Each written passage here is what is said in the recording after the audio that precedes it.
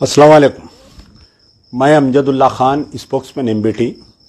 आज जो है बोधन असेंबली हलक़े में शंकर नगर एक मुकाम है, वहाँ पर जो है एक नाखुशगवार वाक़या पेश आया। एक 13 साला मासूम लड़की को जो है एक दरिंदा, रवि नामी दरिंदा जो है एक मासूम बच्ची के साथ रेप किया और मुसलसल कोई बोल रहे हैं 2-3 दिन तक ये रेप चलते रहा और लड़की के हाथ पैर बांधकर रेप किया।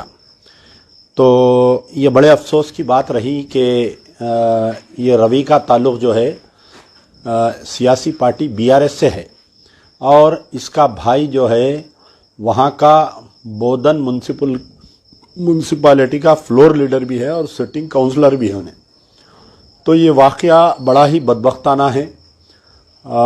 लेकिन वहाँ के जो रुकन असेंबली है जनाब आमिर शकील साहब, जैसे ही वाक़ये की इत्तला मिली मौके वारदात पर पहुँचे और उनका बयान भी मैं सुना कि सख्त से सख्त कार्रवाई करेंगे और कसम भी खाए उन्होंने कि मैं इसको फांसी की सज़ा दिलवाऊंगा बोलकर।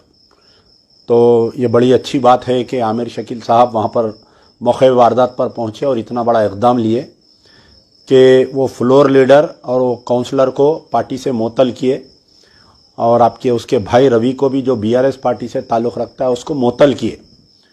लेकिन मुझे कुछ शक व शुबात आ रहे हैं इसमें कि आमिर शकील साहब को इख्तियार नहीं है कि उसको मुअत्तल करे या आपके उसको पार्टी से निकाले।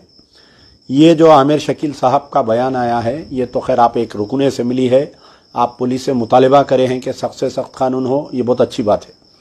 लेकिन ये मुअत्तली का जो है मुअत्तली और बर्खास्तगी का जो स्टेटमेंट है ये आपके सरबराह केटीआर जो वर्किंग प्रेसिडेंट है उनकी तरफ से आना चाहिए था। बड़े अफसोस की बात है कि इतना बड़ा वाक़या पेश आया। टीआरएस का sitting councillor and floor leader का भाई इस केस में मुलविस है। तो इसमें सिवाय आमिर शकील साहब के स्टेटमेंट के और किसी का स्टेटमेंट नहीं आया। गौर करिए आप। वहाँ पर साबिक़ा रुकन पार्लियामेंट कविता मैडम है, तो आमिर शकील जैसा मकान पर गए थे, कविता मैडम भी उनके मकान पर जाना था या बयान देना चाहिए था उन्होंने, क्योंकि वो एक माँ है, बहन है, सब है, वो एक ख़वातीन है और एक मासूम बच्ची के साथ ये केस हुआ। कविता मैडम का बयान मैं सारे मीडिया में ढूंढ रहा था कि कहीं इनका बयान आया क्या। केटीआर साहब जो है ट्वीट खेलते हर छोटे मसले पर। पिछले 8 साल में मुसलमानों के ताल्लुक़ से एक भी ट्वीट बता लो, मैं चैलेंज कर रहा हूँ। अगर ये रेप अगर कोई दलित की लड़की के साथ होता या कोई गैर मुस्लिम लड़की के साथ होता तो केटीआर साहब का फौरी ट्विटर आ जाता था। लेकिन ये वाक़या पेश आके तकरीबन 10 घंटे हो रहा, केटीआर साहब का ट्वीट नहीं आया अभी तक। केटीआर साहब इसकी मजम्मत करना चाहिए था, फ़ोन पे बात करना चाहिए था कमिश्नर से। जिस तरीके से दिशा के जानियों को, जिस तरीके से दिशा के रेपिस्टों को जो हरकत की गई थी, इसकी भी हरकत वही होना चाहिए था अभी तक। खैर बेचारे आमिर शकील साहब जो बहैसियत रुकन असेंबली उन्होंने कर रहे हैं, एक भाई की हैसियत से भी, क्योंकि मुझे ये मालूम हुआ कि इनकी अहलिया जो रुकन असेंबली साहब की अहलिया है वो इस क्योंकि ये लड़की के वालिद नहीं है तो हर माहाना कुछ 5 से 6 हज़ार रुपये कई सालों से इनको देते हैं। तो इस ख़ानदान की सरपरस्ती भी यही करते हैं। तो हो सकता है कि वो अपने से जितना हो सकता करेंगे, लेकिन रेपिस्ट जो है वो एक सिटिंग काउंसलर और फ्लोर लीडर का भाई है उन्हें, तो कहीं ना कहीं आमिर शकील के भी हाथ पैर बंद दिए जाएंगे इस मसले पर। तो मुझे शक व शुबात इसलिए है, मैं आपको याद दिलाना चाहता हूं कि 20 नवंबर 2020 को एक मधु यादव नामी एक शख्स जो टीआरएस का लीडर था, मोइनाबाद में उसके घर में 2 मासूम लड़कियां काम करते थे।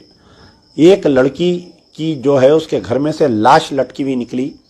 बाद में पोस्टमार्टम में ये मालूम हुआ कि वो लड़की प्रेग्नेंट थी और बाद में मजीद तहकीकात में ये मालूम हुआ कि कई दिनों से ये मधु यादव वो लड़की का जो है रेप कर रहा था। ये वाक़या जो पेश आया ये जो दिशा, डॉक्टर दिशा का रेप और मर्डर केस के थोड़े दिन के बाद में ये केस पेश आया। जब डॉक्टर दिशा का रेप हुआ तो गवर्नर, मोहतरमा गवर्नर मैडम उनके घर को गए। महमूद अली साहब होम मिनिस्टर तो चपरासी की हैसियत से थे, एक एक मिनिस्टर आ रहा था, एक एक मिनिस्टर जा रहा था, उसको स्काट कर रहे थे। सेंट्रल मिनिस्टर्स चले गए। चीफ मिनिस्टर साहब तो गुस्से में आके बोले कि मेरी बेटी के साथ हुआ, जाओ इनकाउंटर कर दो बोले। डॉक्टर दिशा के वाकयात में जो पुलिस की तहकीकात और जो गुस्सा था वो मधु यादव के खिलाफ में नहीं था। मधु यादव जेल से बाहर निकला, फिर दोबारा उन्हें टीआरएस पार्टी में एक्टिव हो गया, वही खंडवा डाल के उन्हें टीआरएस पार्टी में एक्टिव है। यकीन है कि यहाँ पर आमिर शकील साहब अपनी फुल कोशिश करेंगे, क्योंकि ख़ानदान की वो कई दिनों से सरपरस्ती करते आ रहे हैं। उनकी अहलिया हर महीना 6,000 रुपये देते हैं ख़ानदान को बोल के भी मुझे मालूम हुआ। तो इनकी सरपरस्ती करेंगे, लेकिन क्योंकि जो जानी है वो कौन है नहीं मालूम, उसकी पुष्पनाई कहीं ना कहीं की जाएंगी इसकी। तो मैं आमिर शकील साहब से तो गुजारिश नहीं कर सकता, क्योंकि उनका मौक़िफ़ बहुत कमज़ोर है टीआरएस में। अगर उनका मौक़िफ़ मजबूत रहता तो उनको मिनिस्ट्री मिलती उनको। तो केटीआर साहब, आपकी जो ज़हनियत है ये हम 8 साल से देखते आ रहे हैं।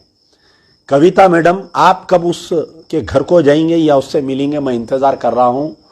तो कविता मैडम का स्टेटमेंट आना, केटीआर का स्टेटमेंट आना कि मैं इसको मुअत्तल किया हूँ, सस्पेंड किया हूँ, क्योंकि आमिर शकील को इख्तियार नहीं है पार्टी में किसी को, इन्हों कोई डिसिप्लिनरी कमेटी के चेयरमैन नहीं है, इन्हों एक एमएलए है।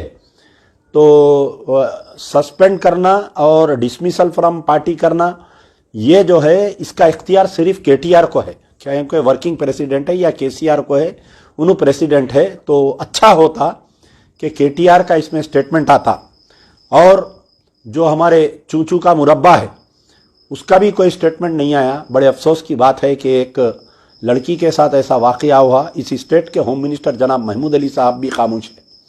वो पता नहीं क्यों खामोश है, अभी तक वाक़या हो के 8 घंटे 10 घंटे होने को आ रहा है।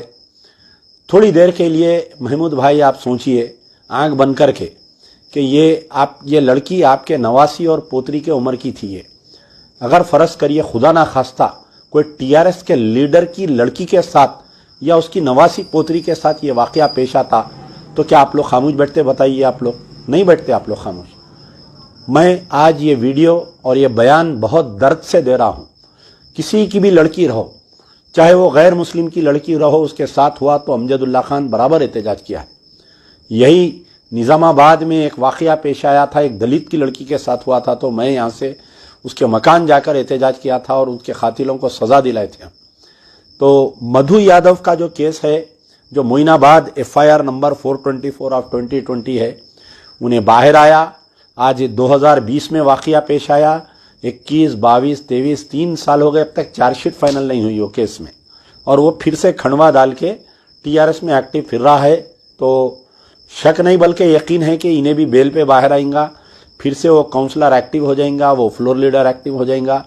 हमारे शकील भाई की जो गुफ्तगू है ये सिर्फ कानों को खुश करने वाली है। ये दिल को खुश करने वाली गुफ्तगू जो है वो सिर्फ और सिर्फ केटीआर साहब अगर स्टेटमेंट देंगे तो हम मुतमईन रहेंगे।